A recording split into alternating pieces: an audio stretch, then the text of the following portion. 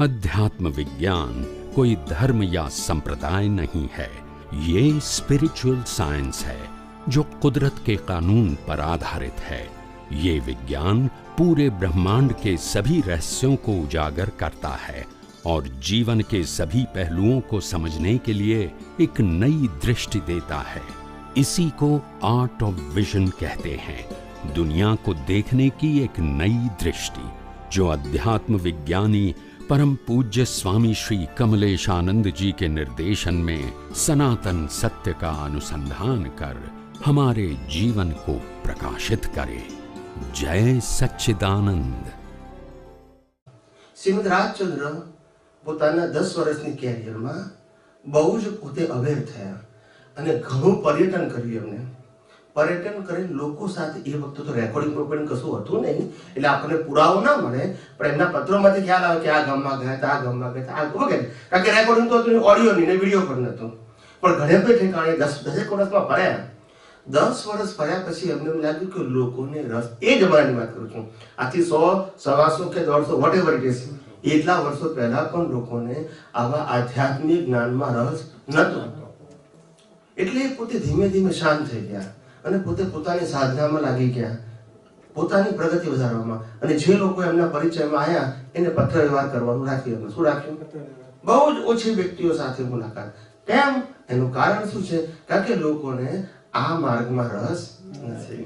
એટલે ધીમે ધીમે એમની જે વૃત્તિ હતી લોક કલ્યાણ માટેની, એમને ખ્યાલ આવ્યો કે કાળ યોગ્ય નથી, લોકો ખોટા છે એવું નહીં, કાળ જ યોગ્ય નથી। સમજી ગયા? એવું સેમ દાદા ભગવાન, હું દરેક વસ્તુના તમને એક્ઝામ્પલ આપી, તમને ખ્યાલ આવે। દાદા ભગવાનનો સત્સંગ 1958માં જ્ઞાન પ્રગટ થયું, પછી 1962માં પહેલી વખત જ્ઞાન વિધિ ચંદ્રકાંતભાઈને આપી, 1 જ મિનિટની હતી, 5 વખત બોલાવ્યું। તે વખતે આજ્ઞા, ચરણ વિધિ, સત્સાધન, સામાયિક, પ્રતિક્રમણ, કીર્તન ભક્તિ, આરતી કશું જ નહોતું। સમજાય છે? પછી ધીમે ધીમે એમની વાણી, ઓછા વ્યક્તિઓ હતા, 5 આવે, 2 આવે, 3 આવે, 10 વર્ષ સુધી, આફ્ટર 62, 72 સુધી, 10 વર્ષ સુધી, 62 થી વખતે 10 માણસ આવે એટલે હાઉસફુલ કહેવાય। એમના ઘરમાં સત્સંગ હતો તો ઘરે ગઈ કહેવાય મામાને, 10 માણસ બેસી જાય એટલે હાઉસફુલ થઈ જાય, કારણ કે એમનું રૂમ 10 બાય 10 નો, એમાં એક બાજુ લોખંડનો પલંગ, એક બાજુ ખુરશી, જગ્યા કેટલી બાકી હોય એટલે બેસતા હતા બધા। એટલે તે વખતે દાદાની ભાષા કડક હતી। શું હતી? એકદમ કડક ભાષા। એ કડક ભાષા રોગ કાઢવા માટે હતી। શું હતી? રોગ કાઢવા માટે। પણ પછી એમને સમજાઈ ગયું કે આ લોકોની જે વૃત્તિમાં જે વણાઈ ગયું છે ને, જે ક્રિયાકાંડ, એ એટલું સોલિડ વણાઈ ગયો છે કે આ લોકોને વિજ્ઞાન નહીં સમજાય। અને ત્યારે આ કવિરાજે પણ પદમાં ગાવું પડ્યું। 2 વસ્તુ ગાઈ, એક તો એમને એવું કીધું કે આપણે પારાને વેદ બનાયા, અથવા તો માઇનસ માર્ક વાળાને જ્ઞાન આપ્યું। આ 2 શબ્દો દાદા ભગવાનના છે। અને બીજું, દાદાએ કીધું કે ભાઈ હવે સમજી શકે વિજ્ઞાન તેવા લોક પડ્યા કામમાં। જે લોકો વિજ્ઞાન સમજી શકતા હતા એ લોકો બધા કામમાં પડી ગયા। ખ્યાલ આવ્યો ને? ભૌતિક વસ્તુઓના કામમાં પડી ગયા, બિઝનેસમાં પડી ગયા, જેથી વિજ્ઞાન સમજી શકે એમને ભેગા ના થયા। અને ભેગા કોણ થયા? આ 5 ઇન્દ્રિયોના વિષયો વાળા। એટલે દાદાને સમજી ગયા કે આ વિજ્ઞાન આ લોકો નહીં સમજે। ત્યાર પછી એક રિચ્યુઅલ્સ આવી છેક સુધી, અને છેલ્લામાં છેલ્લી રિચ્યુઅલ્સ આવી કીર્તન ભક્તિ, કે કોઈ પણ વ્યક્તિ કરી શકે। એમાં ભણેલો હોય કે અભણ હોય કે વિશિષ્ટ પ્રકારની બુદ્ધિની જરૂર નથી, વિશિષ્ટ પ્રકારની ક્રિયાની જરૂર નથી, ગમે ત્યારે ગમે તે વ્યક્તિ ગમે ત્યાં આ કીર્તન ભક્તિ કરી શકે। એ છેલ્લામાં છેલ્લું લોએસ્ટ કક્ષાનું સાધન આપ્યું કે બોટમ લાઈન, બસ। સમજાય છે? એટલે આ આખી પ્રક્રિયા કોઈ પણ વ્યક્તિને તમે જુઓ કળિયુગમાં, બધાને યાદ થાય। જેટલા પણ મહાન પુરુષ થઈ ગયા, જેટલા પણ આજે તમે જુઓ, એના પહેલા થઈ ગયા આપણા ક્રાંતિકારી શું કહેવાય, સ્વામી વિવેકાનંદ। એમનું આયુષ્ય 10 વર્ષ 12 વર્ષ એક્ટિવ લાઈફ ખલાસ થઈ ગયું। લોકોને રસ નતો ને, પણ પર્યટન કર્યો, ભયંકર કષ્ટ બેઠીને કર્યો, ખુમારી વાળા માણસ, પણ શું કરે? પોતાને જે સંજોગ સમજાવવા માટે જોઈએ છે તે ના મળ્યો, ફેલ ગયા, બિલકુલ યંગ એજમાં એક્સપાયર થઈ ગયા, 34 યર્સ. વિચાર કરો સ્વામી વિવેકાનંદ. ત્યાર પછી જોઈએ આપણે મહાન પુરુષની વાત કરીએ તો આપણા વેદાંતની અંદર આપણા શું કહેવાય, વેદાંતમાં 4 મઠના સ્થાપક કોણ? શંકરાચાર્ય. શંકરાચાર્ય જબરજસ્ત ક્રાંતિ કરી, ભારત વર્ષમાં પર્યટન કર્યું. કેટલા વર્ષે એક્સપાયર થઈ ગયા? 32 વર્ષે. માણસોએ પોતાના જીવનનું બલિદાન આપ્યું છે, પણ લોકોમાં જાગૃતિ નહીં, કારણ કે રસ નથી.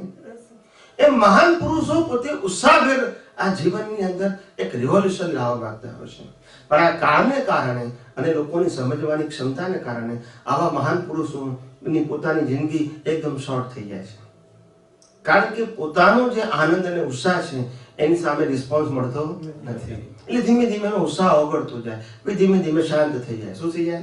શાંત થઈ જાય. અને જ્યાં આગળ શોખ છે, વૈભવ છે, દેખાડો છે, ખાવા પીવા રહેવાના જલસા છે, ત્યાં લોકોને ગમે. એ આ કાળની સ્પેશિયાલિટી છે. ખ્યાલ આવે? અને એનાથી માર્ગ ચાલવાના છે. એટલે કીધું કે આ બધી વસ્તુ છે. હું તો કોઈ પણ વાત કરીશ ત્યારે એક્ઝામ્પલ આપીને તમને કહીશ, so you know the truth. It is not matter of one person. You can check the past history. Why the great people, they are not coming out for the mass of people? Because of this reason. People, they have no interest. એ શું કરી શકે? શું કરી શકે? કઈ ના કરી શકે. સમજાય છે? એટલે બધાને આ થાય છે. આ કાળની અંદર સાચી વાત સમજનારા બહુ જ લોકો ઓછા હોય, અને ઓછા હોય એમાં પુણ્યશાળી બહુ ઓછા હોય. પુણ્યશાળી એટલે કે પ્રાપ્ત કરનારા ઓછા હોય, પ્રાપ્ત કરવા વાળામાંથી સમજવા વાળા ઓછા હોય, અને સમજવા વાળામાંથી એપ્લિકેશન કરનારા ઓછા હોય. આવું બને છે સર્વકાળ માટે. ભગવાનને મળનારા વધારે હોય, સમજનારા ઓછા હોય. સમજનારા સેકન્ડરી ગેટમાં આવે તો એપ્લિકેશન કરનારા ઓછા હોય, એપ્લિકેશન કરનારા તો એના કરતા ઓછા પામનારા હોય. આ રીતે ગ્રેડેશન હોય. સંખ્યા ધીમે ધીમે ઘટતી જાય. એટલે જ્ઞાની પુરુષ દાદા ભગવાનને ખુદને પોતાના જીવનમાં અનુભવ થઈ ગયો કે આપણે આ કાળમાં યોગ્ય લાયક વાળી વ્યક્તિઓને જ્ઞાન આપવા જઈએ, ફેલ ગયા. લાયક તો છે જ નહીં. 3 જણા છે. એટલે કાળ આવો છે. એટલે એમ કેવું, એટલે મારો કહેવાનો મતલબ છે કે આપણે જાતે સમજી આગળ વધી અને આપણે આપણું કામ કરી લેવું, બીજી કોઈ બાબતોમાં ઊંડા ઉતરવું નહીં.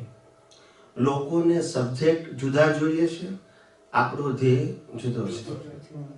લોકોને મંદિરોમાં રસ છે, સંસ્થાઓમાં રસ છે, રિચ્યુઅલ્સમાં રસ છે. ખ્યાલ આવી ગયો? અને એ એમનું પેકેજ છે. નામના, કીર્તિ ને પ્રતિષ્ઠા એ એમનું પેકેજ છે. આપણું પેકેજ છે કે ભાઈ આપણે કેમ કરીને આ જગતનું સનાતન સત્ય સમજી અને આપણી અંદર રહેલી રોંગ બિલીફને ડિમોલિશ કરી અને પરમાત્મા જે છે કે જે પણ સનાતન સત્ય ચેતન રૂપે છે, અને આ કુદરતનો લો ઓફ નેચર એ સનાતન સત્ય કાનૂન રૂપે છે. આ કાનૂનને, કુદરતના કાનૂનને હું યથાર્થ સમજી અને મારી અંદર રહેલી રોંગ બિલીફને હું કેમ અને કેટલી ઝડપથી ડિમોલિશ કરી શકું છું. That is the only my individual subject. બાકી કોઈ સબ્જેક્ટમાં ઊંડા ઉતરવા જેવું નથી. કામ કાઢી લેવા જેવું છે. જગતને પમાડવા માટે રામ કૃષ્ણ બધાય ફેલ ગયેલા. શું ગયેલા?